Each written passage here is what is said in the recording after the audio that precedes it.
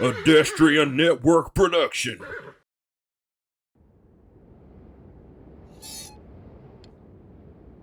Every day I'm struggling. What? Not again. Not again. Oh no! You stupid little fuck! Little dog. No, you can't kill me in the door! The dream not going! Hashtag I did try. Every day I'm struggling. You're listening to The Struggle is Wheel, the premier Wheel of Struggle fancast. With your hosts, Mr. Mattington and Garlitz. Wheel of Struggle.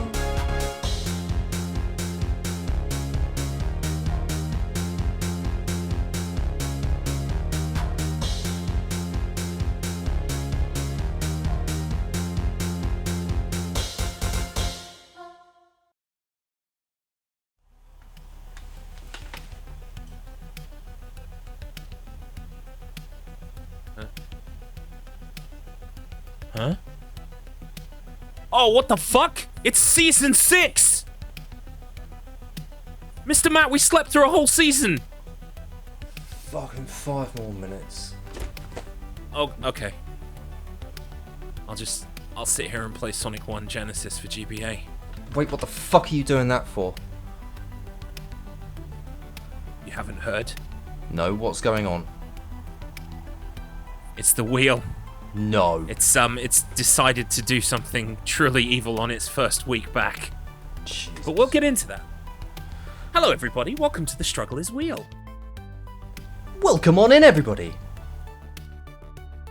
The newly improved, revamped, and with a lot less graphics and skits. Hello there, Garlips. How are you doing? I can't believe it feels like a whole season since I've last seen you. Yes, it's almost as if I didn't get my shit together and we didn't record any episodes for season 5. And now we're just pretending like this is the new revamp refresh. This is like 601. There was never any 5s, never any 4s either. They're lost to time now. All that remains is 6, and hopefully in time people will realize, oh, because there were only episodes that were like this low effort, less like skit based, hopefully people will just forget that we used to put in more effort than we did. I don't know about that. I think there was a lot of demand for more Struggler's Wheel, and that is exactly what we're delivering here today. More episodes of The Struggler's Wheel is coming up now. Welcome and join us for this brand new season of The Struggle is Wheel. And what a season it is. Season 6 has begun in earnest. Welcome back, of course, to all of our old strugglers, you know, people who have been here since the beginning, people who have been here a couple of seasons now, got at least one full season under their belt. Lovely to see you. And also, we've got quite a new influx of newbies. Yeah, it's been really fantastic to see the uptake in new participants who ended up coming in Season 5. And already in Season 6, we are already seeing a lot of new faces, and it's tremendous to see. So welcome to all the new people who have ended up joining the wheel. So, you might be wondering to yourself, what is the Struggle Wheel, and why is it here? Why are we doing this? Well, if you think of it like this, you've got Pre-3, which ends up covering the early stages of a game's entry into the wheel, and then you've got us at the end of it all to end up explaining what is going on with this wheel and what is going on with this game's entry, and to basically end up reviewing what the hell happened over the 2 weeks. It's basically a cross between a post-mortem and your new favourite podcast. We're not actually your new favourite podcast, but it's like if we were, combined with a post-mortem. I don't know what we would have done for them to have ended up accepting us as a favourite podcast, but it would be tremendous if they did. There's time. We've got time to win them over. They're fickle. They're you know, the gens, their attention span. They're already clicking. They're playing Minecraft. They're already playing Minecraft. What a way to end up trying to attract them in by calling them fickle already and that they've got low attention spans. What a great advertisement there, Garlips. Congratulations. As you newbies will learn, our audience has grown to love the unconditional hate that we pour towards them. Absolutely. And scorn and piss-taking. Lots and lots of piss-taking. But speaking of taking the piss, shall we get into what the wheel has delivered on the first week, the very first week, the introduction for a great many struggler, new to the wheel. What fantastic game they've got on that first week. As some of you may know, between this season and the last, I have accepted a position as Acolyte of Struggles, so I have a bit of an inside track that I can bring to you. Well, as much as I can say without Fish having me hunted down and killed. Gangland style, cement shoes and all that stuff. So what I can tell you, and what you may have gleaned from some of the streams that have been going on during these last 2 weeks, and of course the wheel spin that birthed it, the new season's wheel came out, and on it was a number. The number was 10, if you remember. Now, this was Return of Octobot's idea. He had the idea that because everyone complains about Sonic on the wheel, there's quite a lot of people who aren't Sonic. We do have a fair few Sonic fans amongst us now. We're growing in number slowly. But for the most part, people have been complaining about classic Sonic and how shit it apparently is. I mean, that's just lies and slander, but we'll move on from that. So, basically, Octo thought, well, let's give them what they want. If they think Sonic is shit, let's give them a wheel full of shit Sonic. However, I will add, there is the caveat that some of the Sonic on that wheel is not shit. Well, at least in my opinion. Mean Bean Machine was on there, which is a good time. I also very much have a soft spot for Big's campaign in Sonic Adventure 1, which was also on. We'll go through the wheel in a minute and all the things on it. But the idea was that this unknown threat on the wheel would, each week, it would go past, and you would notice that the number had changed on it. It would go from a 10 to a 9, a 9 to an 8. And you'd be like, what is this thing? And there would be a huge amount of mystery and intrigue brewing. And then, of course, the wheel span directly onto it in the first week. What are the chances? That's the wheel for you. If you're new here, the wheel has a sense of humor. It's quite dark, and it likes to, pick things and do things in a certain way that really kind of like rams that home. You'll understand. There's a reason why we're all masochists, and it's not just because we like to play wheel games. It's because the wheel is a cruel mistress. Now, I must end up pointing out that there is actually two different schools of thought within the Wheel of Struggle. One side thinking that the wheel has a consciousness and ends up understanding the players and knowing exactly when to deliver certain things. And then there's the other side that end up believing that the wheel has no discernible characteristics. It just does what it wants. It's chaos, it's random, there's no soul to it. So you've got the agnostic and the atheist side the theist and the atheist side of the wheel mentality. It's fantastic to see. Why don't you comment what side you fall down? Do you believe that the wheel has a soul? Do you believe it has a consciousness? Or do you believe that it is just the chaos and the randomness? Please leave a comment down below. Oh yes, please do weigh in. How do you feel about the situation? To me, I don't like thinking that the wheel has a consciousness. I just believe that it is chaos, that it is randomness. The wheel has no emotions. It can't comprehend what it's going to put the players through. So that's kind of how I sleep at night with the wheel. Yeah, sleep at night with the wheel. We're quite well matched actually, because I'm the yin to your yang. I believe that the wheel is a malevolent entity with ill intention. I haven't actually been allowed near the wheel yet because apparently you need to do a 6-month course. You need to make sure that you remember all of the rules. You can't look in a mirror. You can't say its name. You can't, all of this stuff to make sure, because we have lost acolytes in the past, and I'm not saying that they were eaten by the wheel, okay? But I am saying that they were eaten by the wheel. So we really need to be careful when approaching the wheel. And to me, that implies some kind of malevolent force there with ill intent. See, to me, I prefer to end up existing in a way where the wheel just exists and the wheel does what it wants, and I have no influence over the wheel. But we are the yin and yang, and you are the ding to my dong. Indeed. Moving on.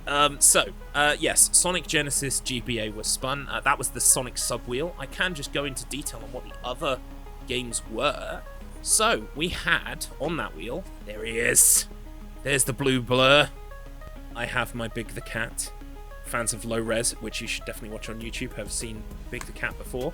So, we had, on the Sonic spin wheel, we had a Dr. Robotnik's Mean Bean Machine. This would have been progress over time. and scaling difficulty. So I don't know if that means we would have gone through like easy mode, then normal mode, then hard mode, or if you would have just got a points multiplier for playing on a harder mode. We have Sonic the Fighters. This would have been total character completions over time. So even if there are like easy characters, I was talking with ERB, Escape Route British, adjacent struggle person, and he said apparently there are easier characters to win with on Sonic the Fighters, but then obviously once you've done those, you would have to move on to the hard ones anyway. So how you feel about Sonic the Fighters? I'm interested by it. I've only played it briefly on, I believe it was one of the GameCube collections, but that's as far as I've gone with Sonic the Fighters. That's interesting because you and I both were big into the Xbox Live Arcade in the day, and I'm pretty sure Sonic the Fighters got an arcade live arcade port. It did get an XBLA port. It's just it didn't interest me all that much. That's absolutely fair. Same. I maybe dipped in for about 2 minutes out of morbid curiosity and then moved on with my life. There's something niggling in the back of my head that is saying that it was released after Sonic the Hedgehog for Episode 1 and Sonic the Hedgehog for Episode 2. And I think that kind of cooled me off. I don't know whether that's the right way round of things, but it certainly feels like that was the correct order. It sounds right, and as more time passes, it becomes history because we're revising it. Sonic Spinball, this would have been progress over time. I have never played Sonic Spinball for more than 10 minutes. Question, is that the Game Gear version or the Mega Drive version? This is listed as Mega Drive. Oh, okay. So it's the easy version. Wow! Octo, you're letting the side down. It's the easy version. Yeah, if you really wanted to cause people physical pain and injury, Game Gear version is the one to go with. Well, that's good to know for the future, maybe. Put a pin in that. We have Big's Fishing Adventure for Sonic Adventure. So this would have been Big's campaign, just who could complete it in as fast as possible, level by level progress, which is essentially a fishing game. It's a fishing game inside your Sonic Adventure game. Mm-hmm. Everyone complains about Big's Fishing, but I don't remember it being that bad. When was the last time you played it? Probably, funnily enough, the live arcade port of Sonic Adventure DX. Yeah, you see, what's happened here is you've pushed down the memories of how bad those sections were and how miserable playing as Big the Cat was. That's fair. Yeah. If you played it again, you'd be like, oh my god, this sucks. It's so boring. Yeah, time probably has softened the edges on that. I do remember one level taking like half an hour to beat, though. Yeah. It was... The whole bloody game was painful. Well, okay, in a minute I'm going to ask you which one of these you would have preferred to Sonic the Hedgehog Genesis, but I'll get through the rest of them real quick. Sonic Advance. There we go. It's a no-brainer! That was the one I was on to next, Sonic Advance. That would have been progress over Chaos Emeralds over time, and you would have been allowed to keep playing after completion to get more emeralds. It's the thing is that everyone who's been going like, oh my god, this is horrible. I hate Sonic the Hedgehog Genesis. Actually, it's technically it's Sonic a Hedgehog. As soon as Sonic Adventure 2 came out, that was the end of it. It's no longer Sonic the Hedgehog, it's Sonic a Hedgehog. There's multiple hedgehogs. He's not the Hedgehog, he's a Hedgehog now, okay? That's just how it works. Sorry, guys. But yeah, Sonic, every time someone complained about it, it was just a case of Sonic Advance is so much better than this. It's faster, it's speedier, it's more fun to play, it's more responsive, it has a Chow Garden. Like, I've still got the Game Boy Advance cart of that in the cupboard somewhere because it's just that good. Yeah, I remember enjoying it a lot when it came out. I don't think I've played 2 or 3, but I definitely played a lot of that first one. I played them without the cartridge in a way. I borrowed. You're completely legitimate. Yeah, Game Boy Advance. I borrowed them off of a friend. For Sonic Advance 2 and 3 are both really, really fun games as well, which makes the Sonic a Hedgehog Genesis like debacle even weirder. Like, it's just so sloppy. We will get onto that game very shortly. But the last one in the wheel that would have been there was Sonic R. I actually have a huge soft spot for Sonic R, even though it does control like absolute bollocks. This would have been character completions over time. Okay, that's fair. The problem with Sonic R is that people go into it thinking that it's going to be one way, but it's more like a drift sort of racer sort of game. Like, you kind of have to sort of work his way around the corners. It's really bizarre. It feels very slippy from memory. But yeah, I mean, apart from the fact that it gifted us the wonderful graphics and theme for Struggle R, which was the off-season races we had in the off-season. Wait a minute, what is this Sonic, this Struggle R? What is that? It's this playlist in this button on this thing here, and if you click it and you watch the races, you have fun. Oh wow, what a convenient option. I'd recommend that you check out some of the races. I've heard they've got some wonderful commentary on them, some wonderful action, and just wonderful races. I would really recommend checking them out, and if ever there was a highlights package to end up capping off Season 1, I would watch that with great glee. It's evergreen content, baby. Right. So, yes, but unfortunately, the one that was spun was Sonic the Hedgehog Genesis for GBA, which was progress over Chaos Emeralds over time, and you were not allowed to continue playing for Emeralds after you completed, or to go back to levels and play Emeralds again. And yeah, I think out of that wheel, I think it's no lie, I would have loved Dr. Robotics Mean Bean Machine. That would have probably been my favourite. Sonic Advance. Fair. I do need to get round to playing 1, 2, and 3 of those again. I recommend Sounds it. like a good time. If you've got something like a 3DS or a 2DS or anything else that's capable of playing like a lot of GBA titles, yeah, give it a good shot. Like, those are great games to end up playing on the go. I do think it's really cool though, and we will get into this later, the kind of the struggler aspect when it comes to how people enjoyed or did not enjoy Sonic the Hedgehog. Sonic a Hedgehog, yeah, is for Anderson, presumably. I imagine so. Atticus, yeah.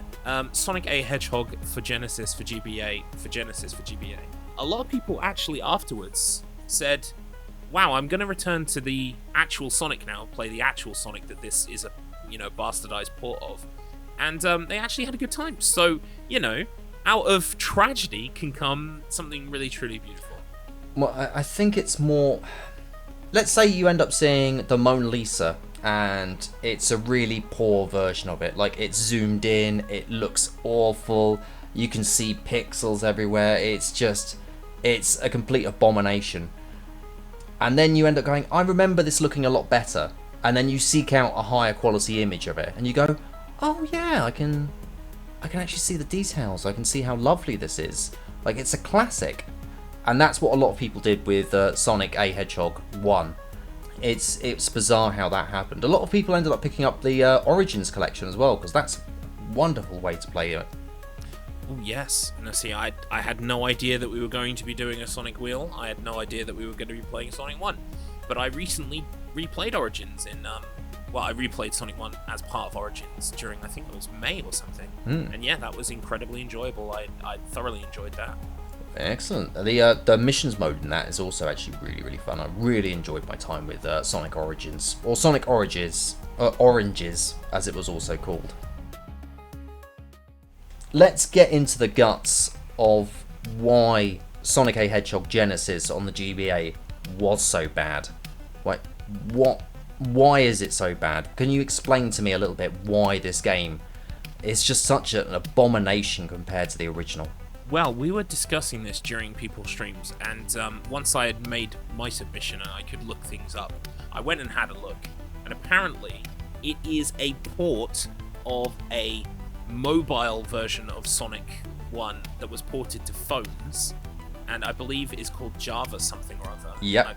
So that kind of explains, because it's not just a port, it's a port of a port, which is, as someone who's tried to photocopy photocopies before, or tapes if you're as ancient as I am, you inevitably introduce more and more noise and decay in the fidelity of the original. I do believe it was 9 Inch Nails who once ended up saying that it's a copy of a copy of a copy of a copy of a... Indeed, he did say that. He also wanted to do something very naughty to me in the style of an animal, and I had to say no, I had to walk away. You go with the easy references, I go with the deep cuts. That's why we work. Chalk and cheese. Chips and fish. Taters and fish, I think you'll find that was. Potatoes and fish. So why else was this port so bad? For me, I think one of the things that really stuck out, and I think a lot of people realised quite early on, is that the screen resolution is a lot smaller, but they didn't do anything to really compensate it. They ended up actually just going, well, that's just what you get. The only thing that they did compensate for, and I think a lot of players ended up realising this quite early on, is Robotnik's height is actually a little bit lower, which means on most of the boss fights you can actually just jump up and hit him. Like, you don't have to wait for him to duck down, you don't have to wait for an attack cycle, he's just at the right level, just jump. Yep, I can't believe that they got this thing in, they squished it down, and they went, oh, you can't see or hit Robotnik. We better lower Robotnik, rather than, we can't see shit.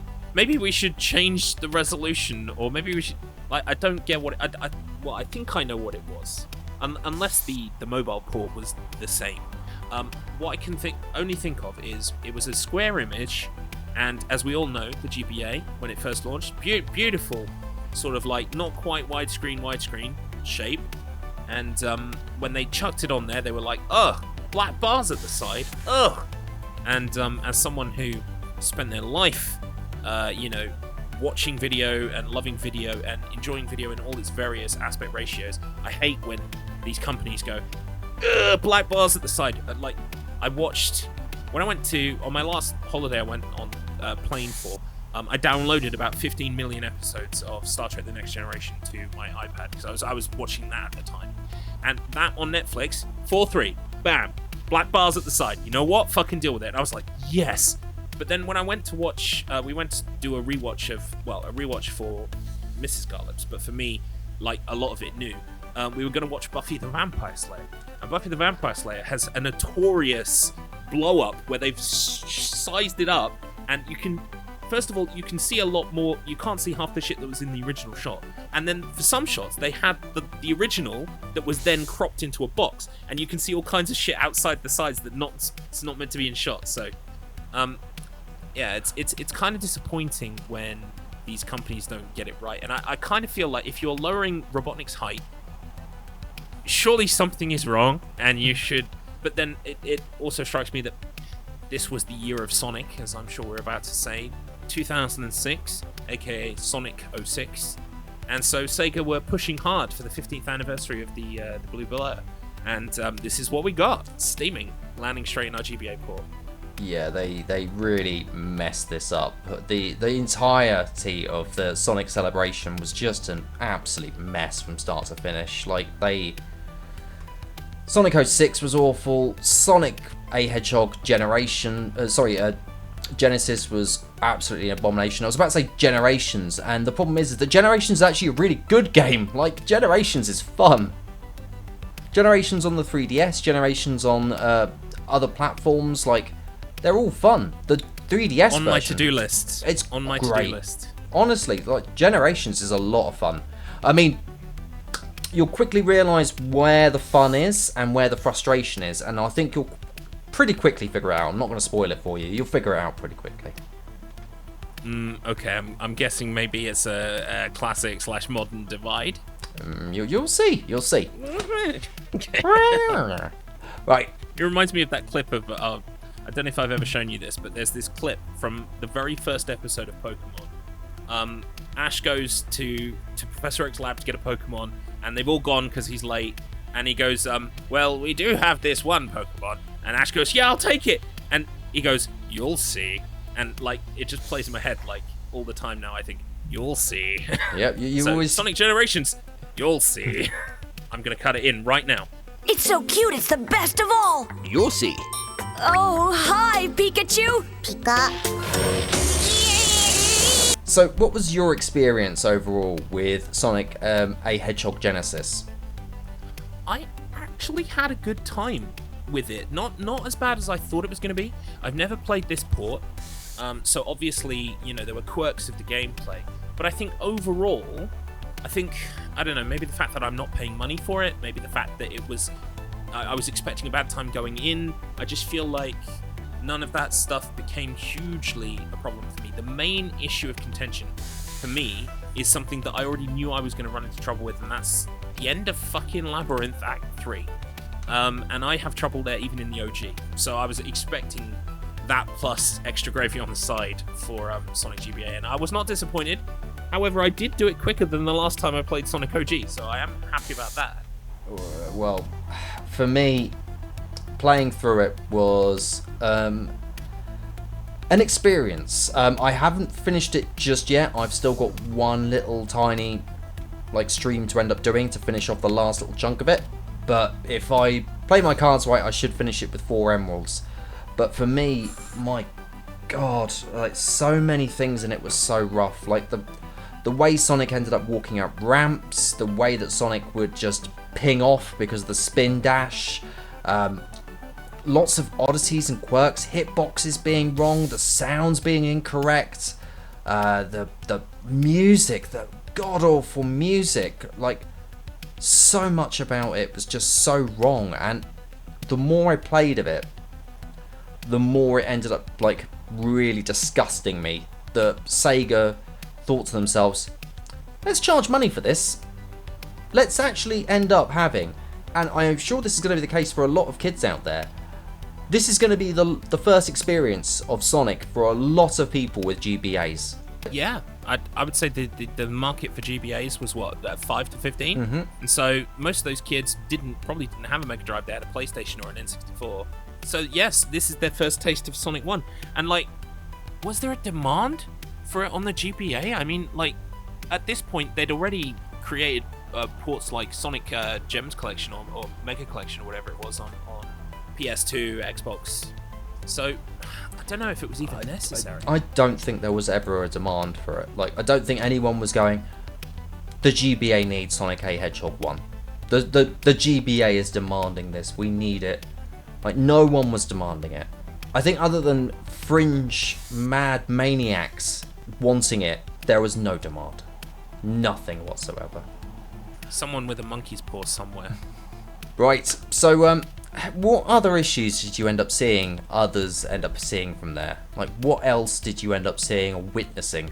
Well, I managed to create a rule snafu, or rather I managed to sort of pick a frayed thread that had already been picked at, I believe in Quantum's Player 1 stream. In Sonic Genesis, Sonic A Hedgehog Genesis GBA, there is a quirk of the gameplay where you can continue your playthrough from a previous level. And this was allowed because I believe there's no way of turning it off. So, but the problem was, if you would collect an emerald, and then you would game over, the game would still think that you had that emerald, but it would also not think that you had that emerald. So say for instance, if you got the first emerald in the first, let's call them special stages 1 to 6. If you got the emerald in special stage 1, then game overed, it would give you special stage 1, but you would already have emerald 1. So at that point, it would give you emerald 1 again. And sometimes even those were counting as the 6 emeralds, even though, So the rule that we came up with on the spot, sort of as a fix, was that if you have this situation happen to you, for instance, I got the first emerald, failed, got the next one, failed, then game over. What happened was, that then meant that I had emeralds 1, 3, 4, and when I got to a special stage, after that game over, I got emerald 6. So at that point, we decided, okay, look, if you can get to emerald stage 1 again, we won't count that emerald because you've already got the emerald from that special stage. But if you then get to special stage 2 and get the emerald, that one will count, and so on. Basically, counting the special stages as 1 emerald once per run. And you'd have to take the time penalty as well, basically. Yeah, you would basically have to eat that as a result of, the gameplay mechanics mixed with rules that were not rigorously, robustly tested before. We were caught with our pants down. What do you want me to say? We were not expecting the Sonic wheel to get picked week 1, so of course it was picked week 1. And if that's not an argument for a malevolent, spirited wheel, I don't know what is. I just think that the wheel doesn't have a soul. It just... chaos and luck ended up resulting in us getting this abomination on the first week. Right, so is that it for Sonic a Hedgehog Genesis on the GBA? I think we covered the highs and lows that most people sort of experienced during their playthrough.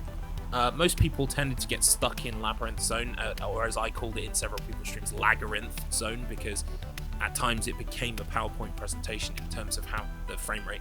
But I mean, even people like Steven's Rocket said apparently the reduction in speed during their playthrough actually helped them to maneuver better than they usually would. So, I mean, you know, it just goes to show if you turn it into a turn-based tactics game, Steven Rocket does amazingly. Who knew? But yeah, I think we can finally, us, Sega, the world, can finally lay Sonic a Hedgehog Genesis for GBA to rest.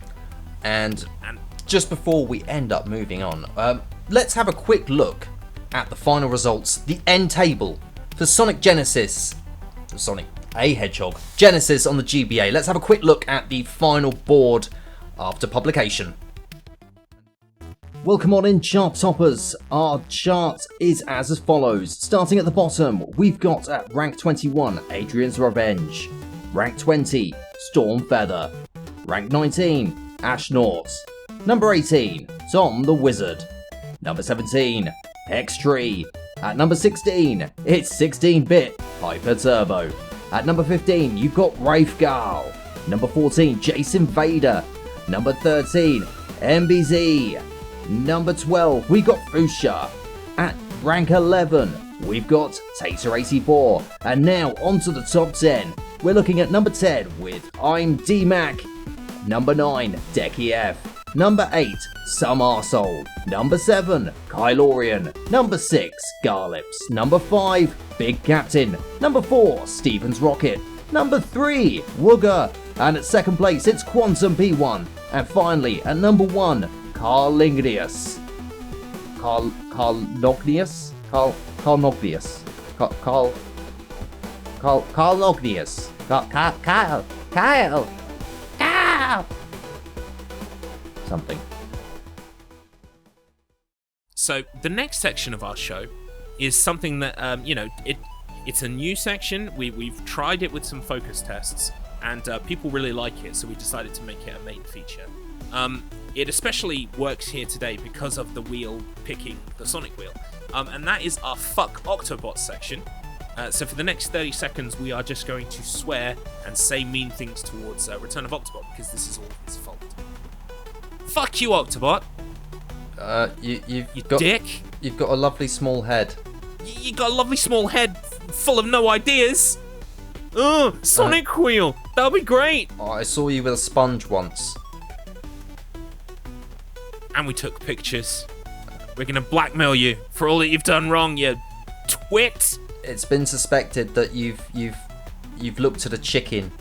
You know what? I always thought he was the type to look at a chicken. He definitely does seem to end up giving that air. Confirmed my right-wing rag middle-class suspicions about him.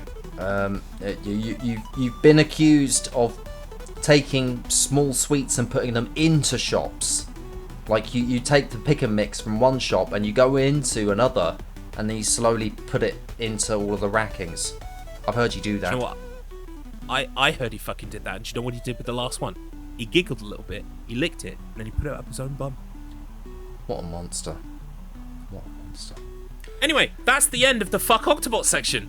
I don't know why you want to do that to Octobot. I mean, he's a married man, but, you know. Right, so the next section up is the rest of the season to come. So, the future past. What is going to be coming up on the rest of this season? Yes, so I thought it would be fun. Because Pre-3 had the idea of looking through the season as a whole in their first episode, and we are completely bereft of any creativity, so we're going to do exactly the same thing, but it's going to be our opinions, which are better than, certainly, Kylorian's. I wouldn't say Markman's, but definitely Kylorian's. We are just better than Kylorian. You really are salty about the fact that he ended up doing well at low res. Damn it! Yeah, that's where it hurts. Not the Struggle R races. No. Fucking low res. Well, I mean, the only good thing is that at least he's got a 100% success rate, and well, someone who will remain nameless, but is potato adjacent, has a 0%. So. Well, just quickly, next week we have got Nightfire 007, so we won't be covering that fully in this episode. We'll be covering that on the next one because we know where that is in the wheel. Yeah, makes sense. So let's have a quick look at what else that we've got in the struggle season coming up. So just to begin, we've got Crash Team Racing. Yes, now this was a Decky submission, submitted Diddy Kong Racing, and because, both of them did quite well in I can't go into details about the procedure, but there is a procedure in place in the council where the games are, voted for, given rankings, and then, that portrays exactly how the season is going to be. DKR and CTR were kind of level pegging, and so we made a decision that rather than cram multiple mascot kart races down your throat would be a bit of an ask, so we decided to go with one, and Crash Team Racing won out. Fair enough. Crash Team Racing, I'm not overly familiar with. I've played it, but I have no memory of it. I remember it was a lot of fun, but beyond that, not a lot in there. So I'm looking forward to revisiting this one. I have never touched it. I have seen people play the Nitro Refueled version, which I gather is quite a true and accurate remake. It doesn't really change an awful lot. So apparently the tracks are 1-1 or thereabouts. So I have seen this game played more or less, but I have not touched it myself at all. So I have no idea what to expect, other than it's going to be a mascot kart racer with weapons and boosts and stuff. Fair play. Next up is Croc, Legend of the Gobbos, and we have Adrienne's Revenge to thank for this nomination. She extensively practiced this game pre-season. This is a classic for me. I have fond memories of this game. How about you? Oddly enough, this was one of the first games that I ever got on the PSX, so this was one of my first experiences with the PlayStation. A lot of fun. Well, I remember it being a lot of fun. Now I have a feeling that my rose-coloured glasses are going to end up being brown-coloured by the end of it, because I have a feeling that this game, it has not aged well. Fans of Pre-3 will have already heard that Markman was the one to test this game. By the way, the testing procedure, I can elucidate a little bit on that. Literally involves 10-15 minutes of just booting up the game, checking that you can boot the game and that it works, and that the rule set is understandable and makes sense, and that's literally the extent of it. And Mark said even in that 10 to 15 minutes, he did not like Croc, he hated the controls, and he is not looking forward to this one at all. So I think nostalgia may have softened it a little bit for me, but I am also, I play a lot of survival horror, I'm the king of tank controls, so in some regards, I don't know. I think we won't know until it finally rears its head, but I don't think I'm going to struggle too bad on this one, but I mean, famous last words. Just wait until it eats your inputs. Next up on there, we have got Fatal Frame / Project Zero. This has been submitted by one guy called Sugar Lips. Sugar Lips? It's me, baby. Oh, it's you! Oh, sorry, that someone writ up on the website Sugar Lips. Oh, no, that was intentional. That was to get around, nominating too many games under one name. Fatal Frame, aka Project Zero, is we were just talking about survival horror. It's a beautiful survival horror game from the PS2 era. It's basically, I can't say it any better than Markman, who summed it up on Pre-3 as Pokemon Snap, but you can die. That is pretty much what you have to do. Bless you. Sorry about that. Ooh. That's all right. That's the spirit of a dead ghost leaving your body, as it will in Fatal Frame. That's that Tracy kid from Pokemon Snap. He's finally gone. I'm looking forward to this one. I've not played Fatal Frame before, but it's always been one of those ones that I've seen, and I've thought to myself, I really should play that. There's quite a few games though I go, I really should play that, like Persona. I really should play that at some point. But yeah, it's finding the time to play it. So what a great excuse to end up giving 5 hours to this game. Yes, and I mean, when I nominated it, I was thinking about strugglers, because the combat in this game, third-person game, but the combat is carried out through a camera. So basically, anytime you have to fight something, you basically have to go first-person and let it walk towards you. And I'm expecting a lot of people to get very scared, jumpy, and kind of, get very frustrated with the controls as well, because it's very archaic kind of survival horror. But yeah, it's quite good. Right. Moving on, we have this is Deck's magnum opus. This is his Citizen Kane, as it were, this is the Final Fantasy Minigames Collection Derby Wonderpalooza XD Championship Edition. This is minigames from across the world of Final Fantasy, although it seems to be 7, 8, 9, and 10 predominantly.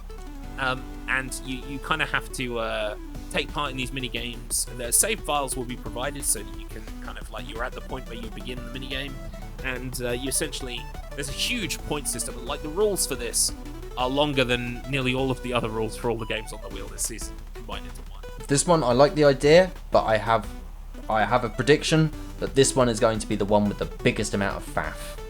This is going to be make or break for the high concept submission.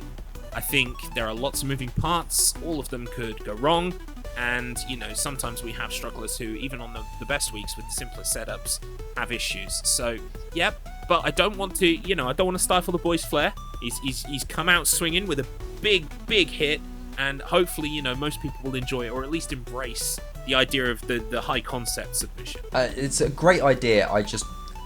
In my mind, it would have been awesome if this was some of the older Final Fantasy mini games, and it was a case of a ROM hack could be made that can place you in each of those sections, and it's just like, it's an immediate quick 1 1 1 1 1, and you can just select them from a menu. Like, having to load up multiple having to change discs and load memory card saves onto your hardware just seems like it's going to be a lot of struggle for people. So I'm going to be interested to see how that one pans out.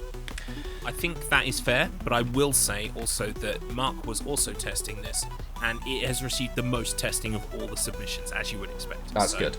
Hopefully that has cushioned it somewhat.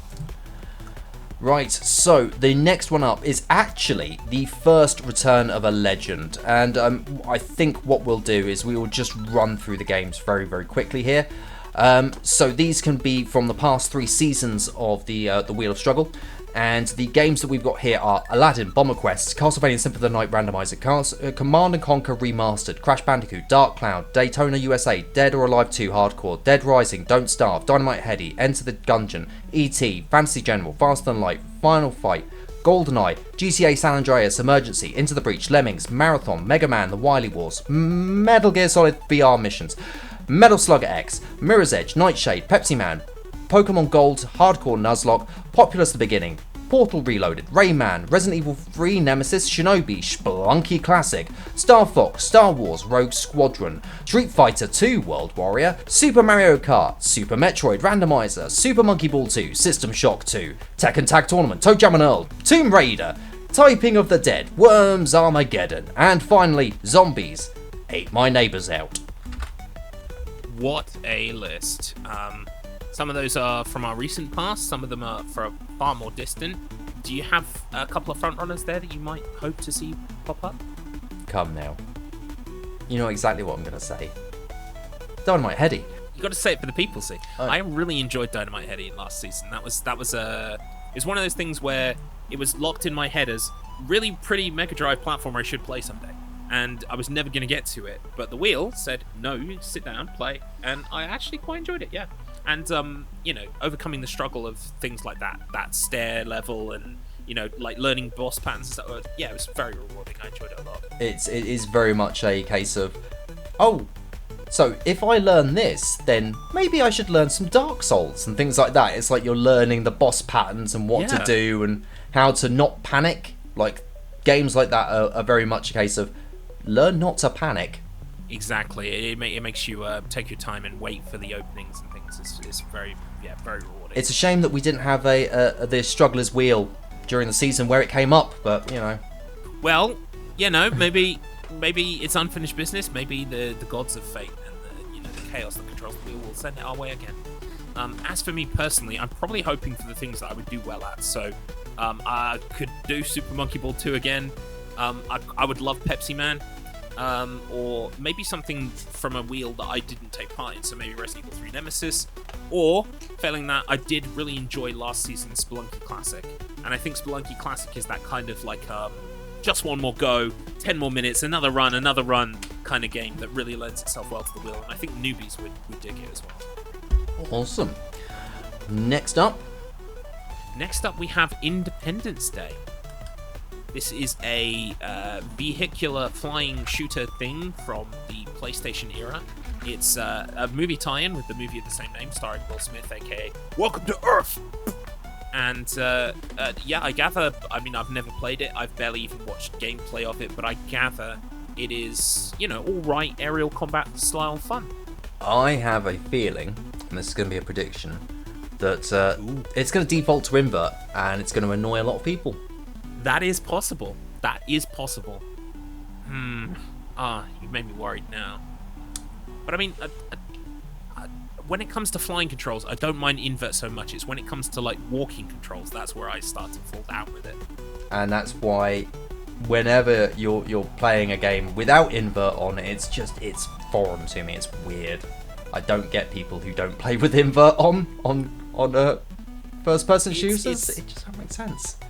It's absolutely fair. I think it's just a kind of a brain chemistry thing, and you know, different strokes for different folks. I think all games should offer the ability to choose between both. Oh yeah, just like I don't want to be restricted to them, I don't want you to be restricted the opposite either.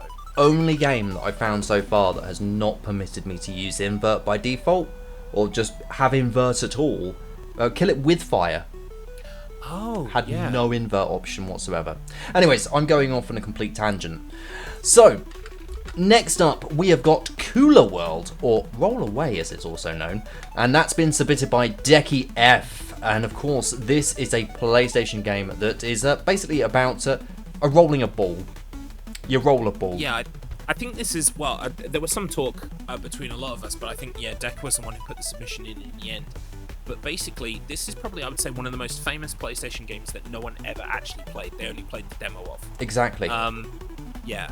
So it's going to be really interesting for, you know, a lot of folks are just going to hit this new with no prior knowledge, and that's fine. But a lot of us played a demo, which I did check, by the way, during writing, because I wrote all the blurbs and most of the bones of the rules for each game this season. I did some research on Cooler World, and I saw that apparently the demo that a lot of us played wasn't Final Version. So Final Version is actually slightly different. It's got a slightly different HUD, it's got slightly different elements to it. It's you're going to recognize it, but it is also going to be different. So that's quite interesting. We're going to, even for the people who think they know this game, they don't actually know this game. I have a feeling there's going to be some Mandela effect going on with this one. Oddly enough, yes. I always put this in with the same category of like obscure early PSX games, with another one that I think would actually be really good for a future season of the wheel, unless it's already been on there, which is Jumping Jack Flash. Oh yes, yes, I know the one you mean. Jumping Flash. Yeah, the one with the little rabbit on the front who ends up doing massive jumps and has a Yes. little gun on the front of him. It's first person. You jump onto platforms and you kind of go woo up in the air and then kind of guide yourself down onto the platform. I've never played it. I've seen it. I know about it, but I've never played it. So I mean, you know, I borrowed stick it on the wheel. What could happen? I borrowed it off a friend and had an absolute blast with it, and I want an excuse to go and play it again. So next up is one of the staples of my childhood. It's Mega Bomberman. Mega Bomberman is absolutely fan-fucking-tastic. If you like Bomberman, great. This is one of the best Bombermans. If you don't like Bomberman, get the fuck out. But this one might change your mind, because it's not just mindless bombing of enemies. There are story-based levels where there are bombing of enemies, but you also got to pick up things. You can get these cool little mounts called Louis, which are like little kind of dinosaur kangaroo things that you jump on, and each one has got a different ability. Like one can kick bombs, one can jump, all kinds of stuff.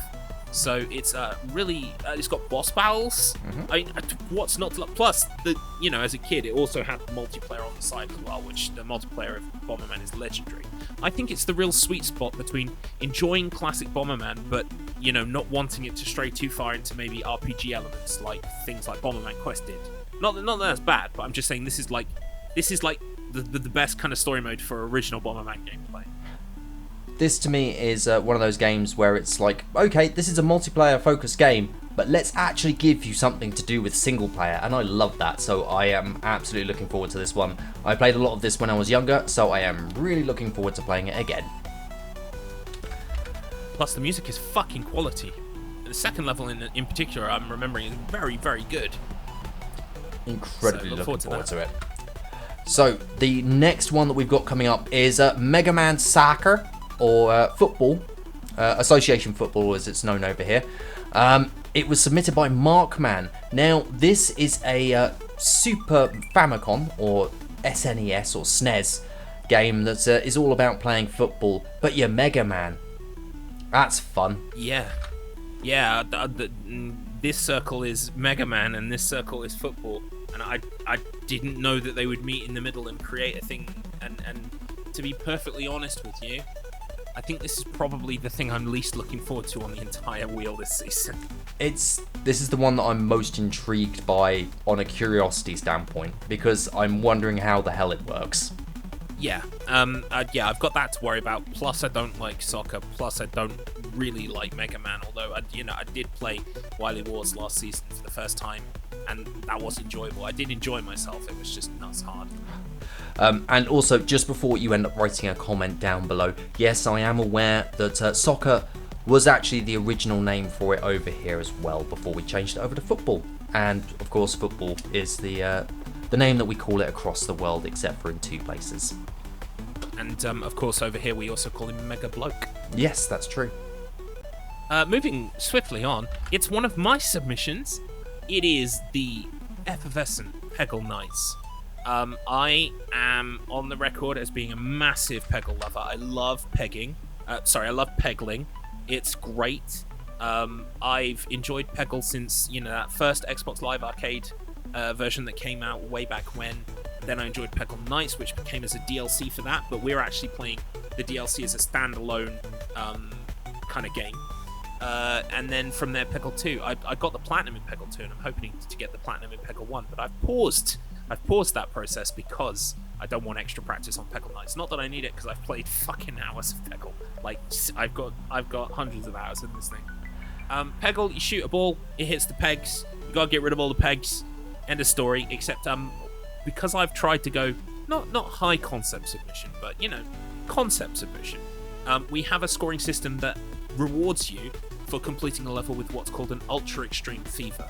So in Peggle, you have to hit all of the orange pegs to complete a level.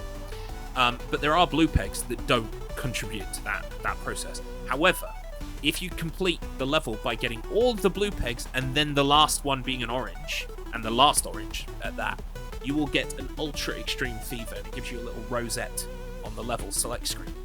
We're going to be counting extra points for each one of those rosettes that you get. So it rewards not only gunning ahead through the story mode to unlock levels and get levels done and dusted, but also you've got those 5 hours. You can go back to any level you've unlocked and try for an ultra extreme fever. Looking forward to this one. It looks like it's going to be a lot of fun. Played a lot of Peggle. I never played Peggle Knights, so it's going to be interesting to see what the changes are, but I have a sneaking suspicion it's going to be Peggle. So it's going to be Peggle that I know. Peggle. Just Peggle. It's going to be Peggle. You'll recognise all of the masters, except there is a new one at the end of the story mode. I won't tell you what their power is, but it's cool, and you probably want to play through and unlock that person to try and get, your ultra extreme fevers in afterwards. And nothing more to be said other than, as Markman described it during his testing, he said it's deceptively difficult, and I think Peggle rides a really fine line between 50% skill, 50% luck. You need both, and hopefully you'll have both when it comes up on the wheel. We'll have to see. But next up we have Road Rash 2, which was released for the SEGA Mega Drive, or the SEGA Genesis as it was known over in America. This was submitted by 16-bit Hyper Turbo. Road Rash is a competitive motorcycling game where you have to try and win the race whilst also surviving it. Will you make it to the line, and will you take down your opponents on the drive? One thing that will help you in your mission is that you can whip it. Whip it good. You have kind of like a metal chain. Apparently, I think you can also buy upgrades and other weapons and things. There's a whole kind of like shop system in between races. I don't know an awful lot about this. I've never played it.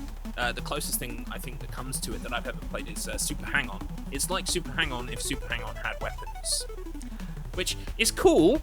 But I must confess, me personally, I don't go in for this kind of like 3D, faux 3D-esque kind of sprite racer thing, but I'll give it a good old go. I've played the first one, never played the sequel, so this is going to be really interesting for me. I'm looking forward to seeing what this will bring. Fantastic. Next up, X changed to rock around on time. It's right. It's tricky. It's SSX tricky. This was submitted by Markman, and it's kind of interesting here because we don't have your traditional level-based progression system. We are instead focusing on one level, which is unlocked from the start, and we are going to be going for the highest score. It is literally, you have 3 hours, not 5. I believe it's 3. Hang on, let me just double check that. It's 2 hours. Wow. Okay.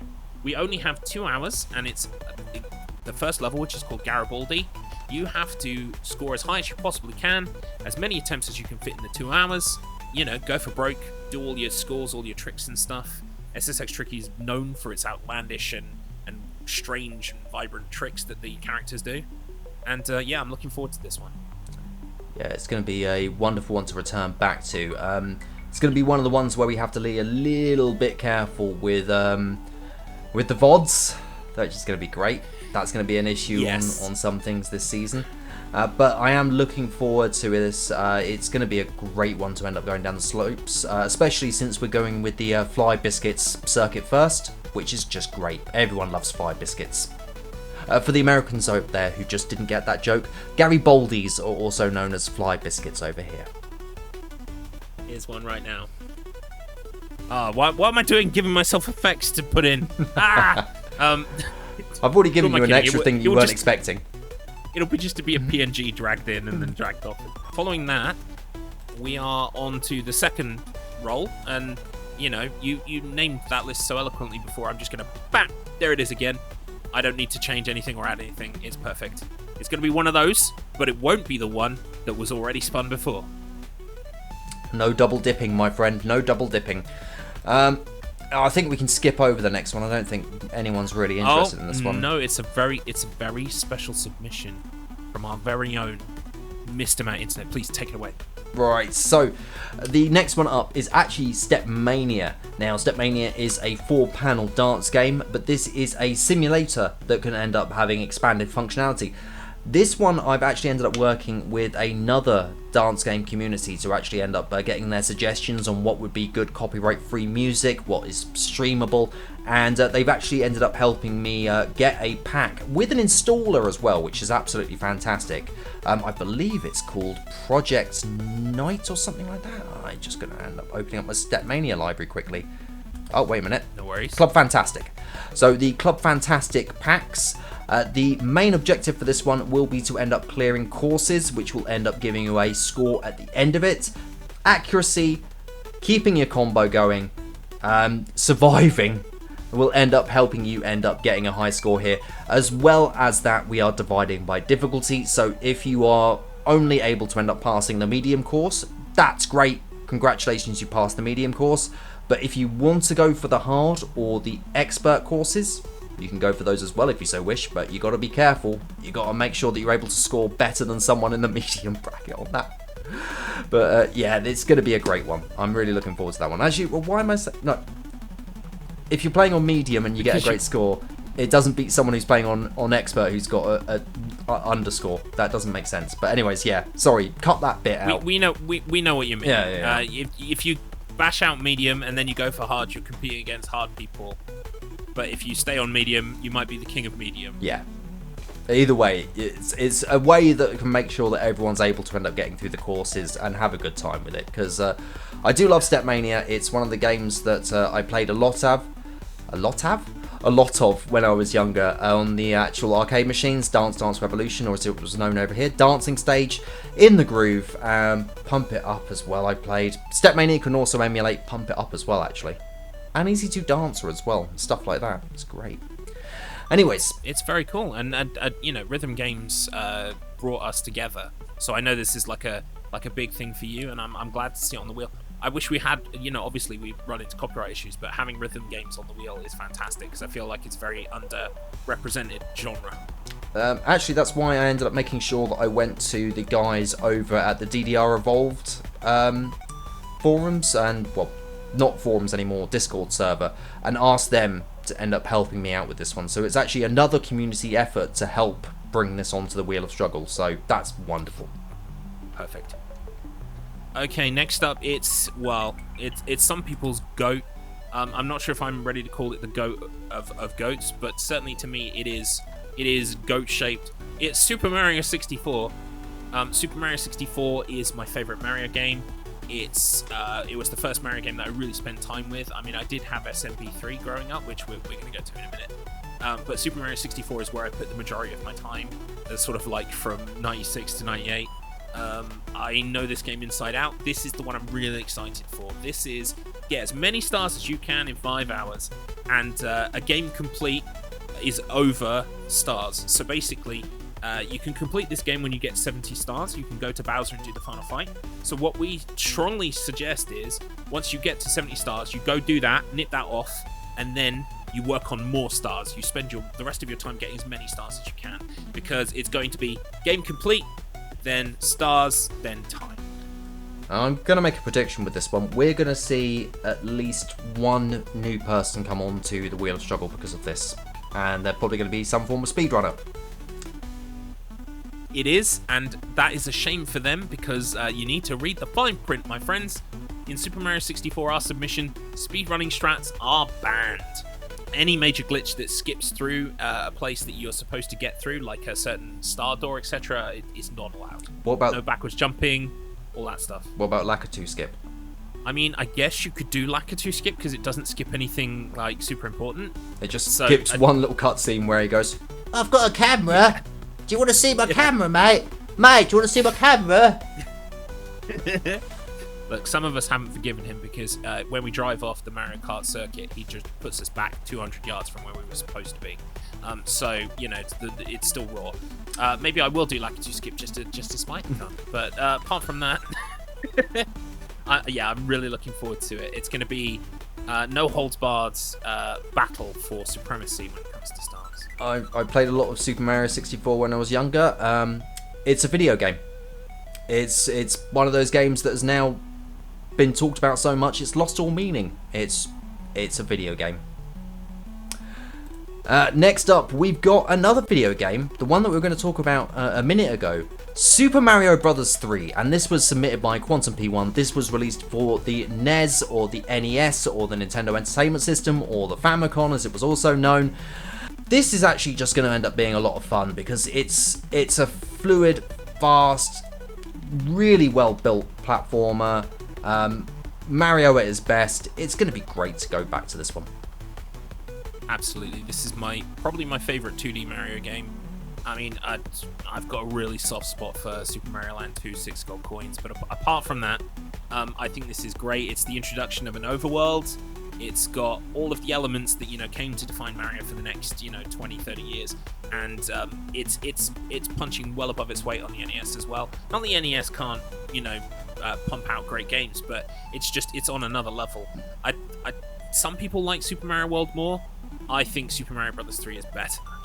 The thing about it is that it's night and day compared to how Mario started on the platform and how Mario ended on the platform, and it's like absolutely so big of a gulf between the two. It's incredible, and it's nice to see that that's the final evolution of Mario on that platform. Absolutely, and it's also we've got a couple of little rules here.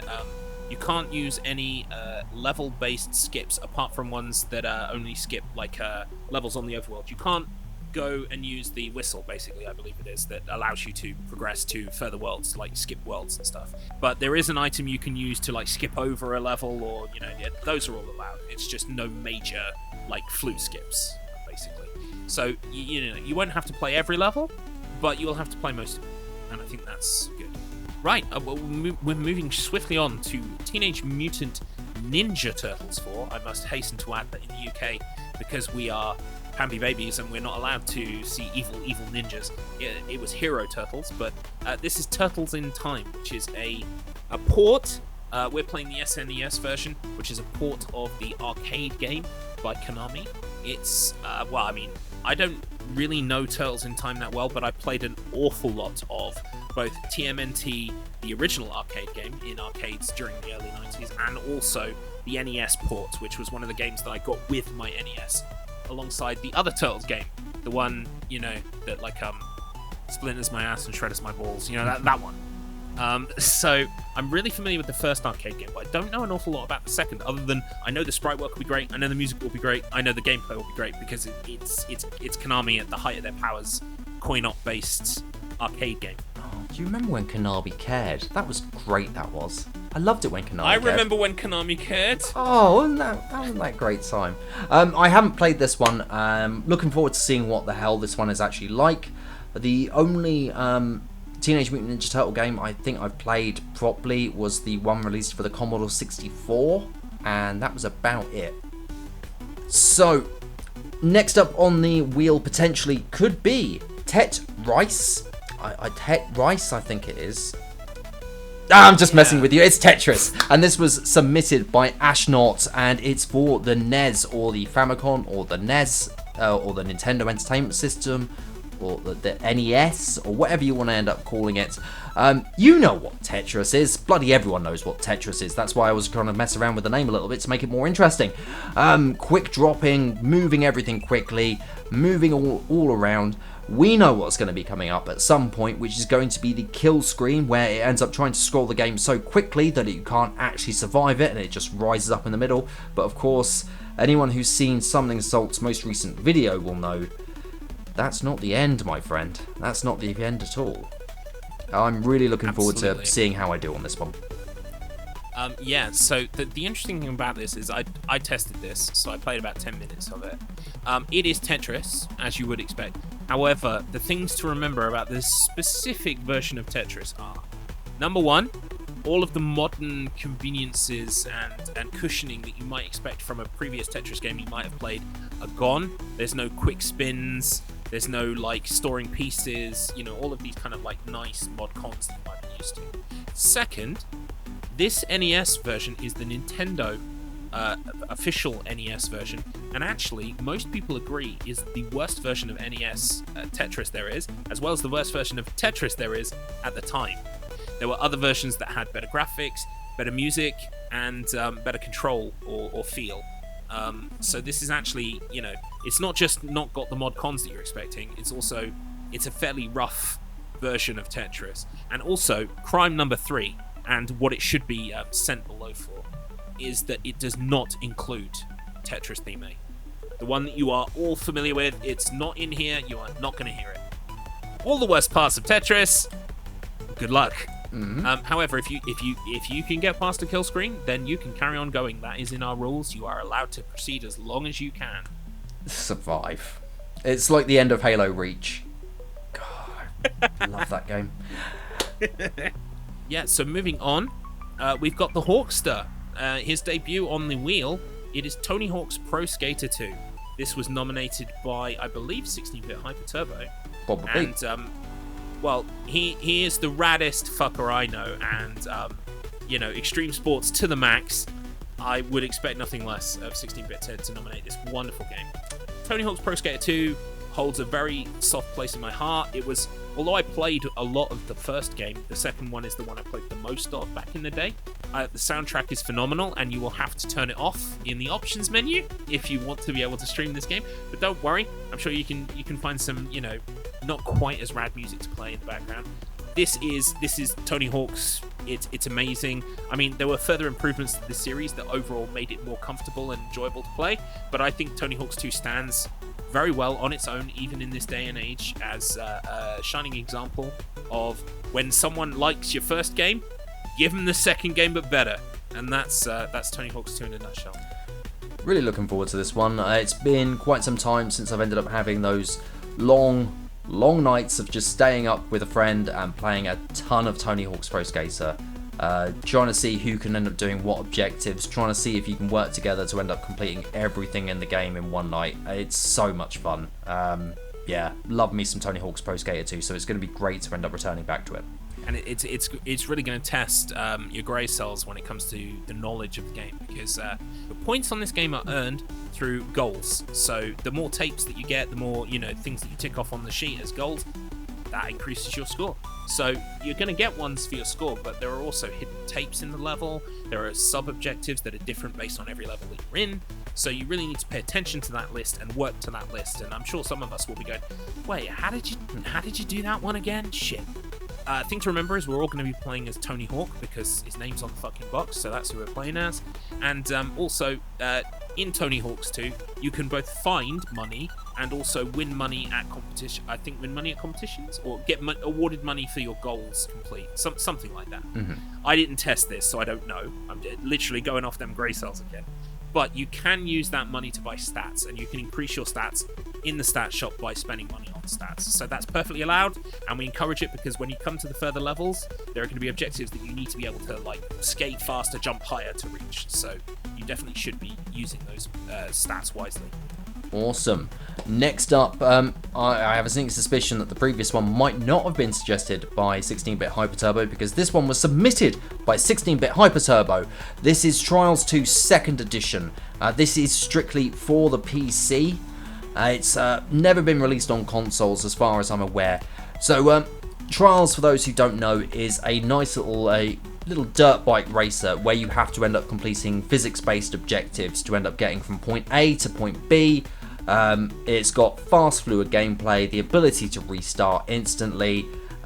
You can restart from checkpoints if you so want. This one is going to be really chill for a lot of people for a while. And then there's going to be the twist where it ends up becoming ridiculously difficult. Absolutely. This is this is another Xbox Live Arcade contender for me.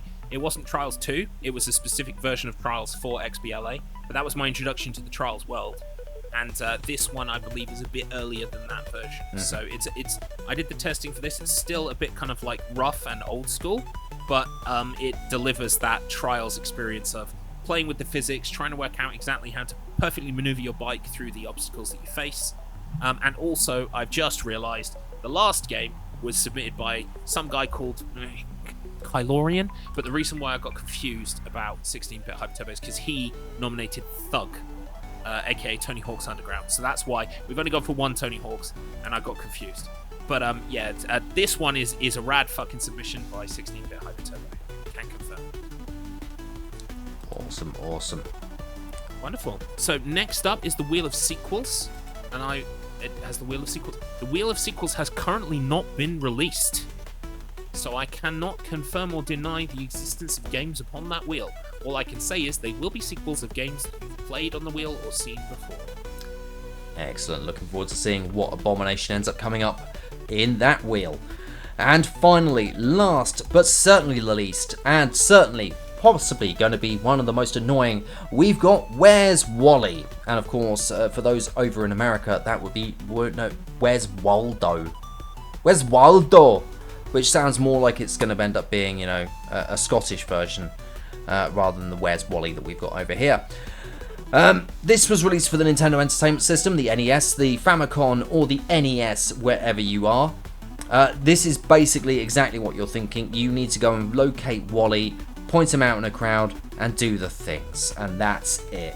That's all it is. And apparently it sucks from what everyone has been warning us about. Yeah, so this is, but funnily enough, this is developed by Bethesda. Yes, that same Bethesda. And it's got a really unique feature where Waldo's placement, or Wally, I'm going to say Wally because that's the correct term. Wally is kind of like placed randomly. So you get endless replay value for your NES title. You get to play it over and over again, never knowing exactly where Wally is and having to guess every time. Also, the game knows what you're up to, and it will not let you pause. The timer will continue even if you try to pause during searching for Wally. So it's deceptively difficult as well, this game. I gather the easy mode is fairly quickly beat, but when it comes to the harder difficulties, it can really, really attack your mental well-being, your lucidity. we've basically curtailed this to around 3 hours instead of the 5 because we want to protect you. We want to make sure you're okay. We don't want you to have to go through 5 hours of finding Wally. Amazing. So there you have it. That's season 6 of the Wheel of Struggle. Those are the games that could be potentially coming up in the later weeks. Of course, Hold on. What? Hold on. Fucking moment. We've got one more shocker surprise for you. What? And that is... It shouldn't be a surprise. You know what it is, Mr. Matt. It is the player's choice. What? We also have on the wheel this year a player's choice. What? That is several titles that didn't quite make the cut that can be voted for by members of the wheel. I know Mr. Matt is trying to deal with this ramification, even though he became known to it approximately 2 weeks ago when the whole wheel was told. But, you know, maybe he's still getting over it, he's still trying to process it. We understand, because this is a shocker. This is designed to, you know, shake you up, make you pay attention. Basically, we have I think it's 7 or 8 titles that didn't quite make it, and they are being put up to vote by you, strugglers. So long as you submit a submission for this round of the wheel, you can vote on the games. And we currently have in contention Abe's Odyssey for PlayStation 1, The Legend of Zelda: A Link to the Past, but with 3 hearts only. I don't know whether that's a mod or whether it just kills you once you've got 3 hearts gone. I don't know how it works, but yeah, you're only allowed 3 hearts for the whole game. We have The Binding of Isaac Classic. We have Donkey Kong Country 2 on SNES. We have Diddy Kong Racing, the game that I previously told you was in contention for Mascot Carter. We have Adama for PC, which, as far as I can gather, is like a ball game. It looks like a ball game mixed with a military thing. Like, I think you can throw a ball around and knock around like Japanese military from the 1600s. I have no idea what it is, but the front of the box is amazing. You can see it right now. It's like, what is that? And a game called Understand for PC. I don't know anything about Understand other than that it's a puzzler. And finally, we have High Seas Trader, which is our one and only strategy game in contention for the wheel. So I believe the strategy contingent are campaigning hard for its inclusion. Well, I think several people are swaying to the vote there. I haven't seen any posters come out from them or attack ads to end up putting it out there. So you guys are slacking. If you want High Seas Trader, you know, to get on there, you need to start putting your finger out, okay? Get on it, okay? At the risk, yeah. I mean, like, are we walking into a trap, Mr. Matt, if we ask the strategy nerds to come up with a strategy to win the strategy game on the wheel? They should have already thought about that already. If they're such strategy nerds, they should have already worked out a strategy. Yeah, Come on, pick it actually, up. you know what? You guys suck. You're not strategy nerds. Come on, guys. Up your game. Right. But yes, I can confirm that is it. Those are the games that are in contention for this season of the wheel. Beautiful. Oh, wait, there's one more? Oh, no. What is it? It's a suck wheel, but I can't tell you what's on the suck wheel. Just know that the suck wheel is made up of games that suck, and you will know that, and it's full force. You will come to know the meaning of suck when that wheel is struck. That's all I will say about that. We'll see what Look happens forward when it to comes it, up. but like in a negative way. Like it's a thing that's going to happen in your life that's going to ruin it. That kind of thing.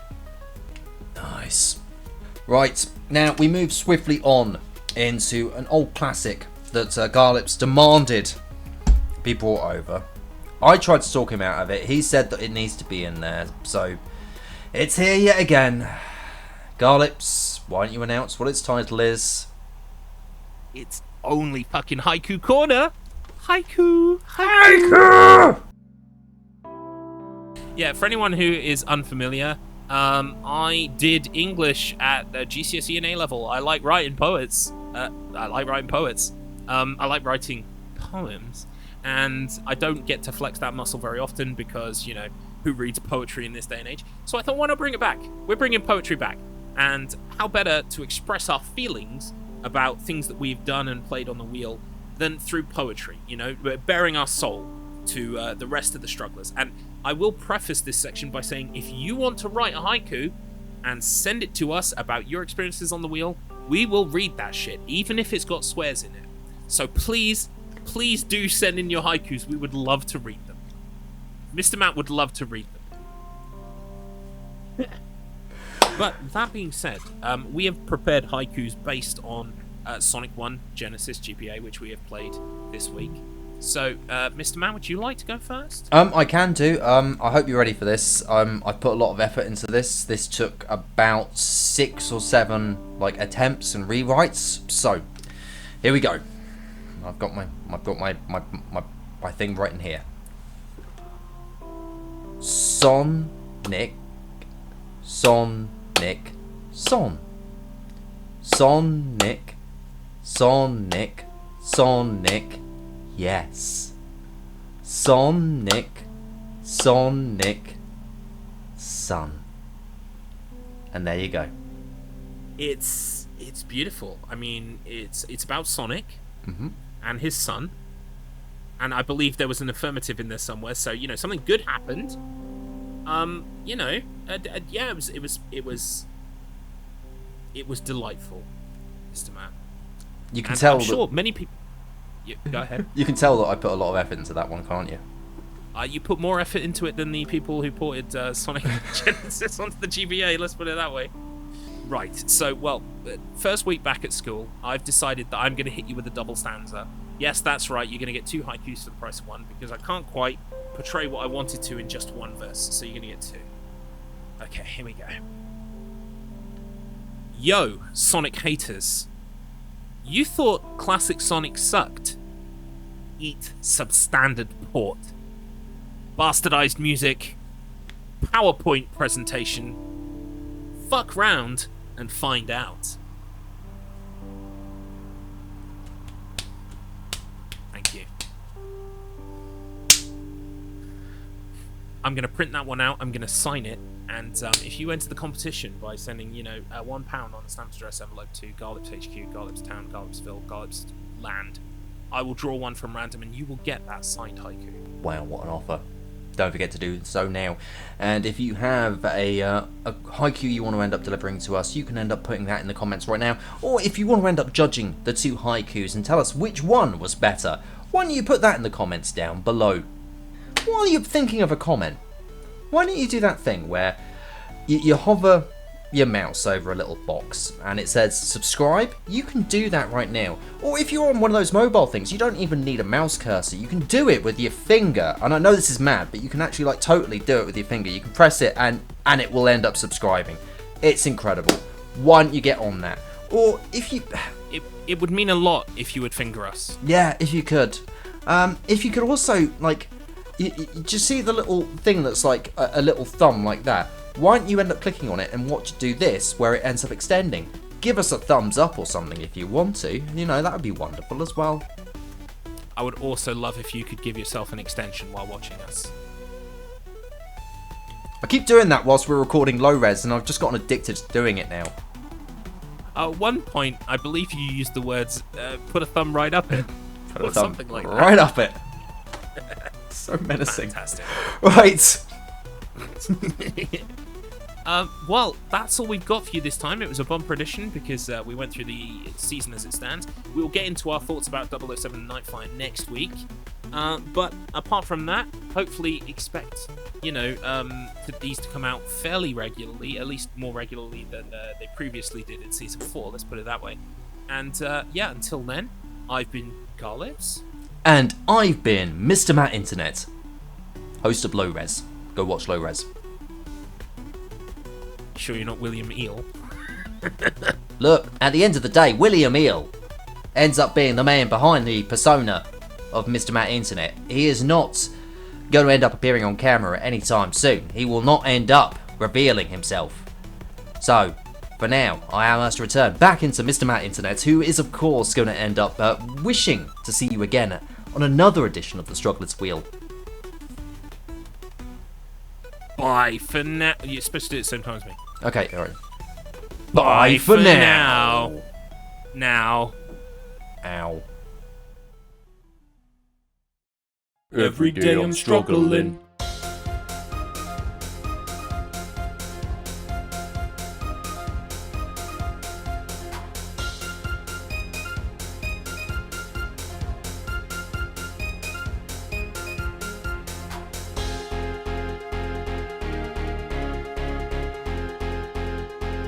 Every day I'm struggling.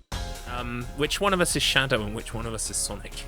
There's something I can say, but I'm not actually going to do it on this recording. Okay, that's fair. I'm just saying, I've got a gun. I'm just saying, I've already got a gun. Look, it involves me taking off my shirt, and I can't do that. Fair, I understand. We haven't got the effects budget for that. No. Excellent. The missions mode in that is also actually really, really fun. I really enjoyed my time with Sonic Origins, or Sonic Oranges, as it was also called. Yeah, this is the thing. We have this in the Silent Hill community because there's a Silent Hill Origins as well. Condemned criminal oranges.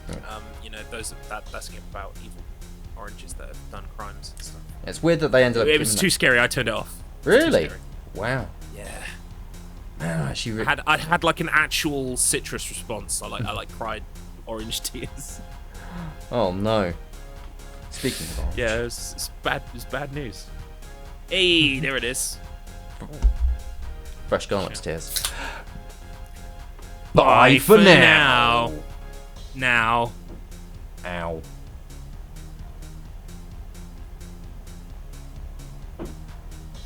It's been so long since we've done an outro, I have no idea how we're supposed to do it, so. It's good enough.